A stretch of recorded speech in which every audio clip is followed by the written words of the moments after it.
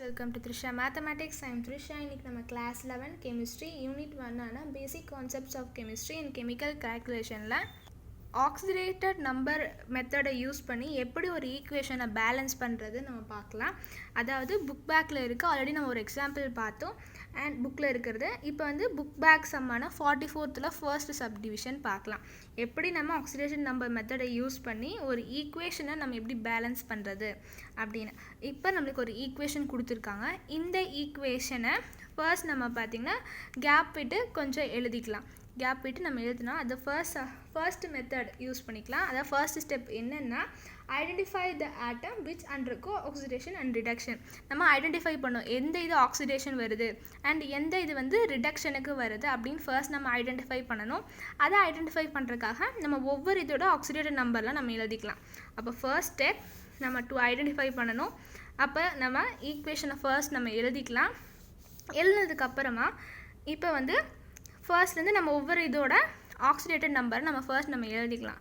அப்போ oxidation number of oxygen வந்து என்னது, ஒரு இதோடது -2, ஒரு இதோடது பார்த்திங்கன்னா ஆக்சிஜனோடது -2 அண்ட் இங்கே மொத்தம் எவ்வளோ இருக்குது, 7 இருக்குது. அப்போ 7 2s 14. அப்போ டோட்டலாக O7க்கு பார்த்திங்கன்னா 14ன்னு வருது. ஒரு இதோடது -2 அண்ட் நெக்ஸ்ட்டு வந்து இது டோட்டல் நம்மளுக்கு 14 இருக்குது. அப்போ இது ரெண்டையும் -14 இருக்கா, அப்போ இது ரெண்டையும் நம்ம ஆட் பண்ணும்போது நம்மளுக்கு +14 வரணும். கேவோட வேல்யூ +1 அண்ட் இங்கே 2 இருக்குது. அப்போ 2 × 1 நம்மளுக்கு 2ன்னு வரும். அப்போ +2. அப்போ நம்மளுக்கு டோட்டலாக நம்மளுக்கு 14ன்னு வரணும். ஆட் பண்ணணுன்னா இங்கே ஆல்ரெடி 2 வந்துருச்சு. அப்போ எதோட ஆட் பண்ணால் 14 வரும், 12ஓட ஆட் பண்ணால் தான் நம்மளுக்கு 14 வரும். அப்போ +12ன்னு போட்டுக்கலாம். அப்போ ரெண்டு இதோடது நம்மளுக்கு +12னா ஒரு இதோடது எதுவாக இருக்கும், 6 தானே இருக்கும். ஏன்னா 6 2s தான் நம்மளுக்கு 12ன்னு வரும். அதனால் சிஆரோட ஒரு இதோட சிஆருங்கிறத வேல்யூ பார்த்திங்கன்னா +6, இது 2 இருந்துச்சுன்னா அதோட வந்து 12 நம்மளுக்கு வந்துருச்சு. இப்போ நெக்ஸ்ட் அதே மாதிரி எல்லா இதுக்கும் நம்ம கண்டுபிடிக்கணும். ஐயோட வேல்யூ இங்கே வந்து கே வந்து +1, அப்போனா இது வந்து -1ன்னு வந்துருச்சு. நெக்ஸ்ட்டு H2SO4க்கு H2SO4 பார்த்தோன்னா ஓவோட வேல்யூ -2, இங்கே 4 இருக்குது. அப்போ மல்டிபிள் பண்ணணும்னா -8 நம்மளுக்கு வரும். அண்ட் ஹெச்சோட வேல்யூ நம்மளுக்கு +1 அண்ட் 2 இருக்குது, 2 ஹெச் இருக்குது. அப்போ 1 × 2 பண்ணணும்னா நம்மளுக்கு +2ன்னு நம்மளுக்கு வரும். அப்போ இது -8ன்னு இருக்குது. இது ரெண்டையும் ஆட் பண்ணும்போது நம்மளுக்கு +8ன்னு வரும். எஸ்ஸோட வேல்யூ தெரியும் +6, நான் இப்போ ஆட் பண்ணும்போது +8ன்னு வருது. இது கொஞ்சம் ஈஸியான மெத்தட். இப்படி வச்சா இது வந்து ஈஸியாக ஞாபகம் வச்சுக்கலாம் இந்த நம்பர் வருதுன்னு. அப்போ இது +6ன்னு நம்மளுக்கு வந்துருச்சு. அப்போ இட் கிவ்ஸ் இந்த ஈக்குவேஷன்லேருந்து நம்மளுக்கு என்ன வருதுன்னா K2SO4. அப்போ ஃபர்ஸ்ட் நம்ம இதுக்கு ஆக்சிடேட்டட் நம்பரில் எழுதிக்கலாம்.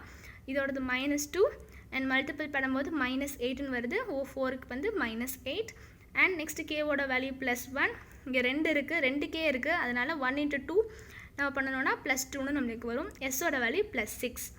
நெக்ஸ்ட்டு ப்ளஸ் Cr2SO4 3ன்னு இருக்கா. அப்போ இது நம்ம SO4 அப்படி இந்த மாதிரி வந்தாலே -6ன்னு ஞாபகம் வச்சுக்கலாம். அப்போ -6ன்னு வந்துடும். அப்போ சிஆரோடது இது -6னா இது +6, ரெண்டு இதோட வேல்யூ +6னா அப்போ ஒரு இதுக்கு வந்து என்னவா இருக்கும், 3 2s தான் நம்மளுக்கு 6. அப்போ ஒரு இதோட வேல்யூ நம்மளுக்கு +3ன்னு வரும். இதில் SO4 3ன்னு இருக்கா. டோட்டலாக மொத்தம் 3 இதுக்கு பார்த்திங்கன்னா SO4 3ங்கிறதுக்கு -6. அப்போ இது SO4க்கு மட்டும் பார்க்கும்போது -2ன்னு நம்மளுக்கு வரும். அப்போ தான் மல்டிபிள் பண்ணும்போது நம்மளுக்கு 6ன்னு வரும்.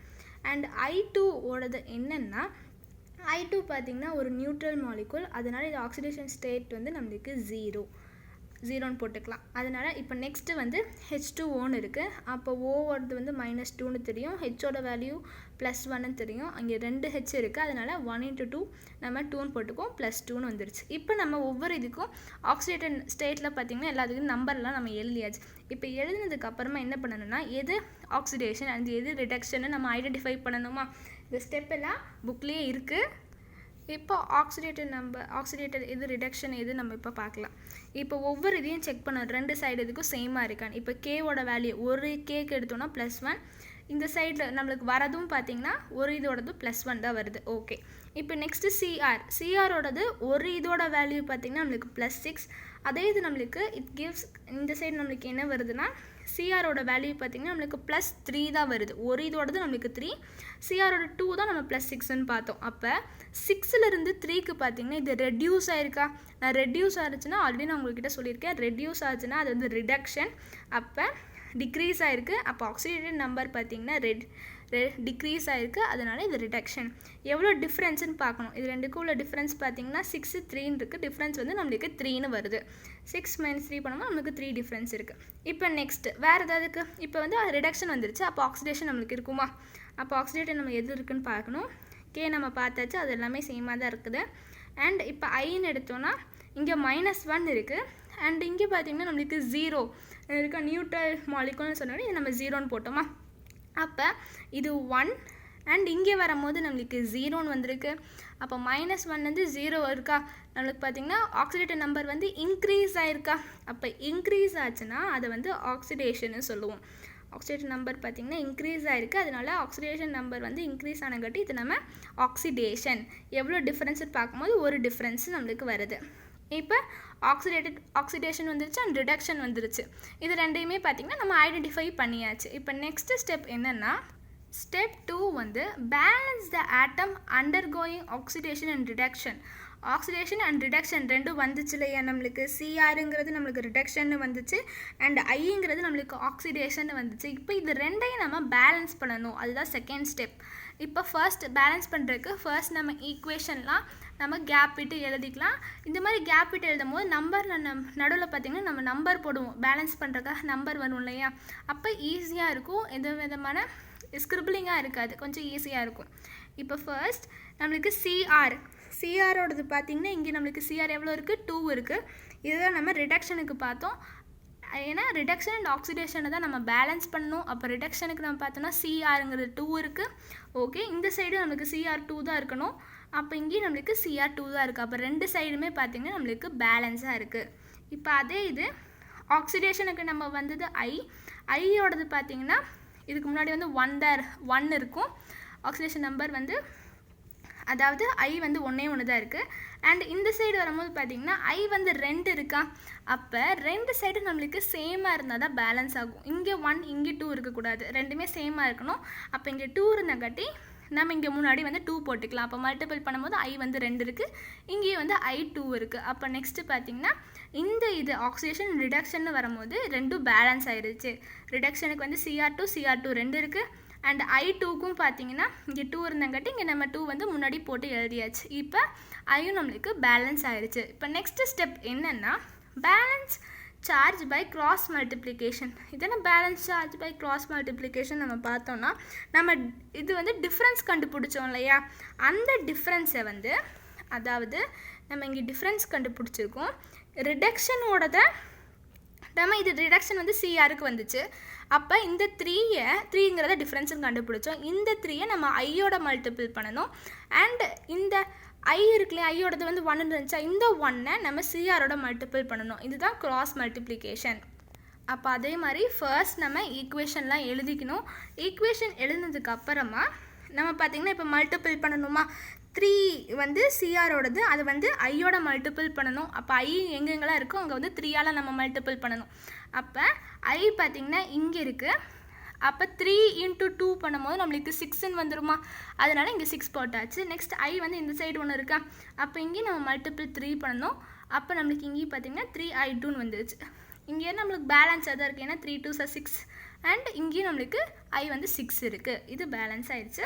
இப்போ நம்ம கிராஸ் மல்டிப்ளிகேஷன் 3 பண்ணியாச்சு. இப்போ நெக்ஸ்ட்டு 1 இருக்குது. 1 × anything பண்ணும்போது நம்மளுக்கு அதே வேல்யூ தான் வரும், அதனால் அது தேவையில்லை. ஏன்னா 1 × பண்ணும்போது நம்மளுக்கு அதே தான் வரும். அதனால் இப்போ இதை நம்ம வந்து பேலன்ஸ் பண்ணியாச்சு. இப்போ next step balance the other element accept HNO atoms. அதாவது ஹைட்ரஜன் அண்ட் ஆக்சிஜனை தவிர மற்ற இருக்க எலமெண்ட்ஸ் இருக்கும் இல்லையா? ஆல்ரெடி நம்ம ஆக்சிடேஷன் ரிடக்ஷன் அந்த எலமெண்ட் இதுக்கு வந்து பேலன்ஸ் பண்ணியாச்சு. இப்போ மற்ற எலமெண்ட்ஸான ஹைட்ரஜன் ஆக்சிஜனை தவிர வேறு ஏதாவது எலமெண்ட் இருக்கும் இல்லையா, அதை நம்ம பேலன்ஸ் பண்ணணும்.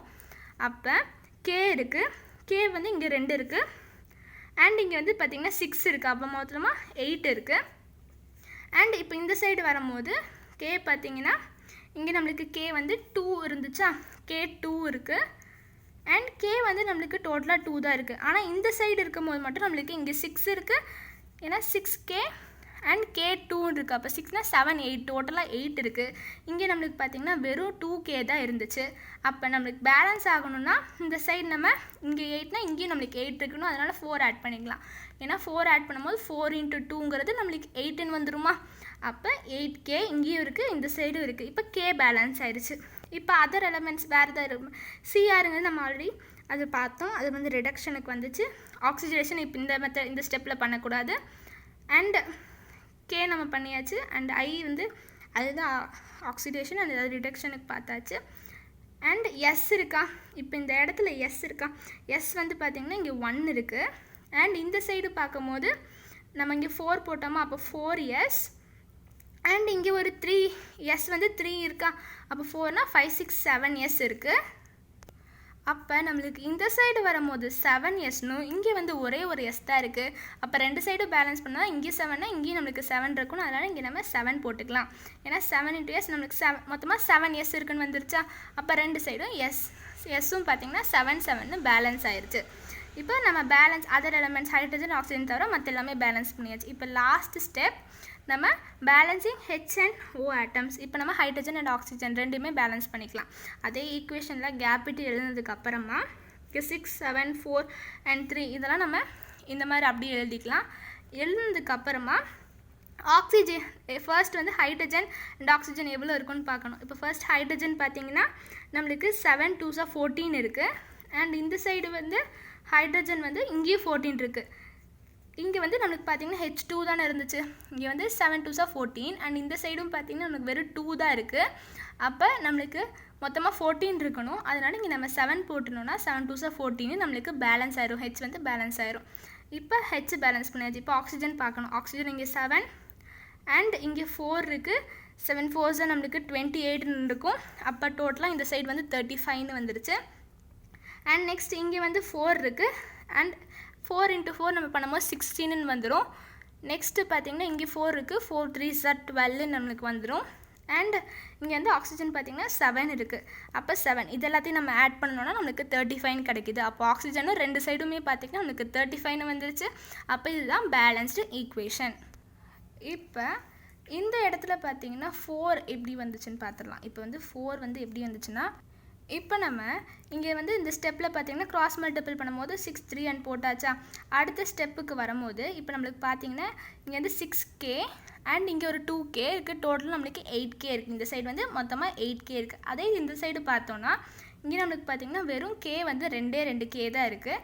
நம்மளுக்கு மொத்தமாக 8 இருக்கிறதுனால நம்ம வந்து 4 போட்டோன்னா 4 2s நம்மளுக்கு 8ன்னு வந்துடுமா. அப்போ k வந்து டோட்டலாக நம்மளுக்கு 8 வந்துடும். அதுதான் இந்த k. இந்த வந்து அதனால தான் இங்கே 4 போட்டிருக்கு. இந்த மாதிரி நம்ம இந்த ஸ்டெப்ஸ் எல்லாம் யூஸ் பண்ணி சால்வ் பண்ணிட்டோம்னா நம்மளுக்கான பேலன்ஸ் ஈக்குவேஷன் கிடச்சிடும். இந்த வீடியோ பிடிச்சிருந்தா லைக் பண்ணுங்கள், ஃப்ரெண்ட்ஸ் எல்லாத்துக்குமே ஷேர் பண்ணுங்கள். த்ரிஷா மேத்தமேட்டிக்ஸ் சேனலையும் சப்ஸ்கிரைப் பண்ணுங்கள். தேங்க்யூ ஃபார் வாட்சிங்.